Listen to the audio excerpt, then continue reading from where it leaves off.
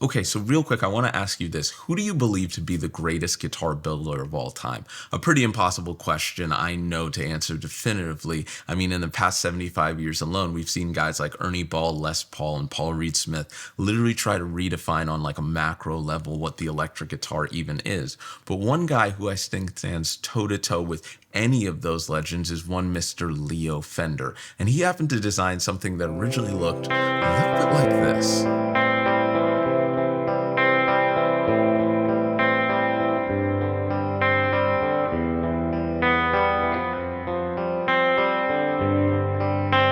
Now, this right here is a modern day version of the Telecaster, which was one of the first original designs of Leo Fender. It was originally called the Broadcaster, which was a two pickup version of his original debut solid body electric in 1950, which was called the Esquire. Even when taking a look at Fender's current day entry level line, you can clearly see that even over a period of over 70 years, that the general vibe, the aesthetic, and the overall inspiration have really stood the test of time, even from those original models. Now, that's not to say that there weren't any changes. Leo didn't just rest on his laurels and take a snack break. No, he kept designing more and more of the classic designs that we know and love today, along with different designers like George Fullerton, as the Tele started gaining more and more popularity in the mainstream. And I'm not talking just any old guitar players. These were the early legends and pioneers that were really making a name for the instrument, like James Burton and Muddy Waters. But even with all of this success, as happens in life, it wasn't necessarily all perfect. Leo would actually step away from the company due to a myriad of reasons, including health issues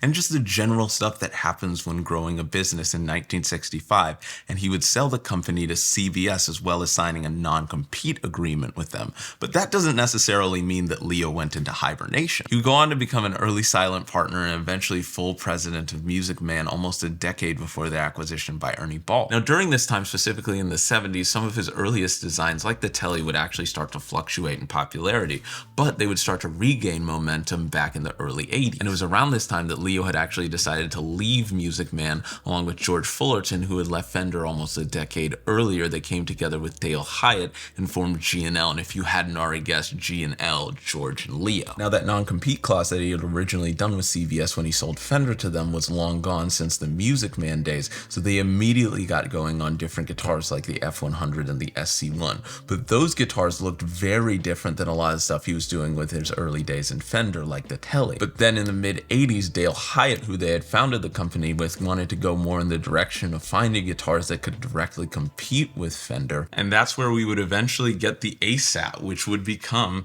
the last ever Tele-style design of Leo Fender.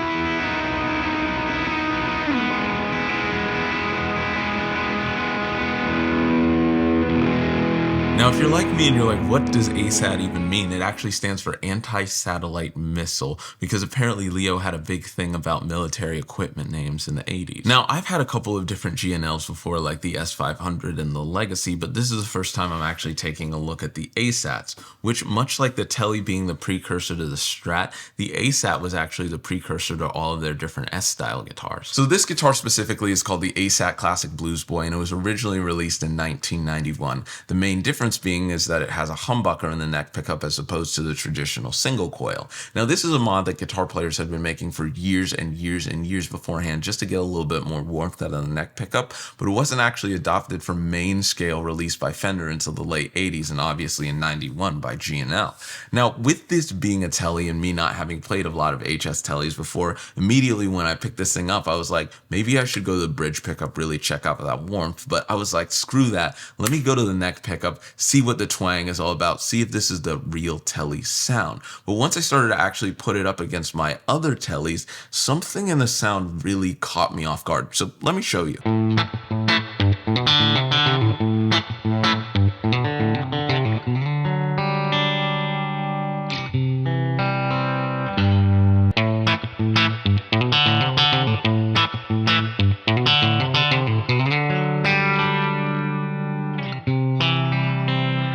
So I really want to know if you heard the same thing I did, because immediately once I started playing this versus the other one, I realized that this wasn't necessarily the over-the-top twangy bridge thing that I'm used to out of a Tele. There's some warmth in there, and once I started actually doing research on why that is, it's because these are MFD pickups. They were designed by Leo, and that stands for magnetic field design. And basically they're ceramic-based pickup, and what that means is there's a lot more warmth even though it's a single coil bridge pickup of a Tele. Now the bridge pickup wasn't necessarily the only thing that caught me off guard when it came to the electronics of this guitar. Once I had had my moment with the bridge pickup, of course I switched it to the neck pickup, and I knew it was going to be a humbucker, and I knew it was probably going to have a lot of warmth. I mean, I've seen a lot of guitar players in the pop sphere that I really love who were using like 72 deluxe Teles that happen to have HH, so that was what I was expecting. But this also with the neck pickup was a lot warmer than I was initially expecting.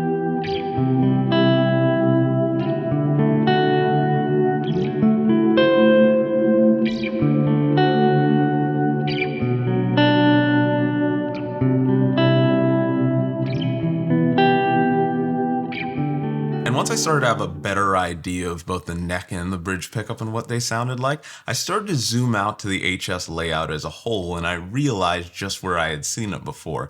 You see, this guitar actually reminds me a little bit of the James Valentine guitar from Music Man that I've been playing live for over a year. It also has an HS layout, and playing this and playing that reminds me of why a lot of guys in the pop sphere would want to have this pickup layout. It's perfectly understandable to me why someone in the pop sphere would want that clean jazzy sound during the verse. And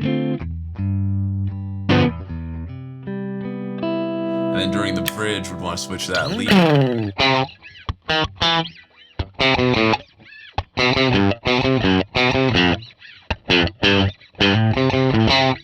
when it just really cuts.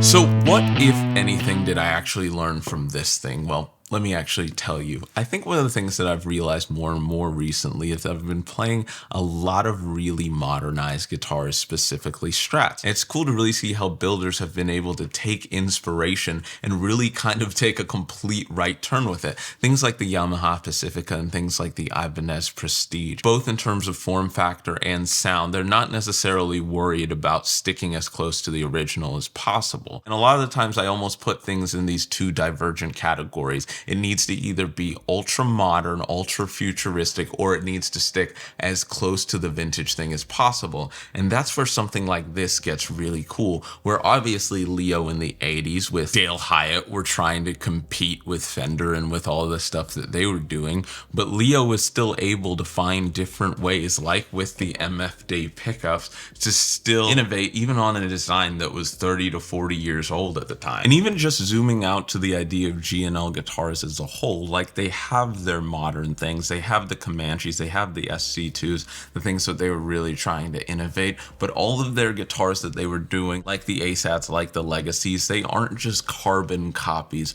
of what Leo was doing at Fender. There are all these different things with the pickups, with the bridges, even when you start to get into the Tribute series and how fantastic those guitars have been whenever I've picked one up. Essentially what I'm saying is that in doing more research, it's becoming abundantly clear to me why Leo was so renowned for all of his designs over the years.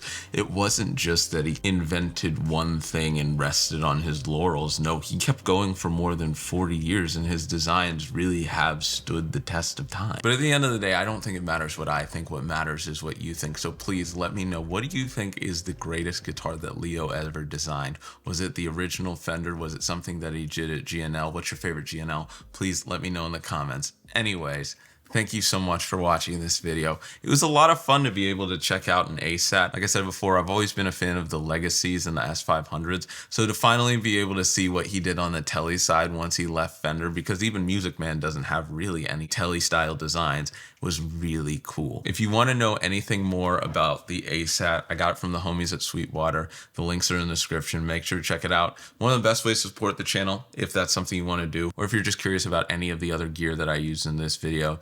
amps, pedals, strings, whatever. Make sure to check out those links. Also, thank you so much to all of my patrons. There's some cool behind the scenes stuff, some extra stuff on there if you want to check it out.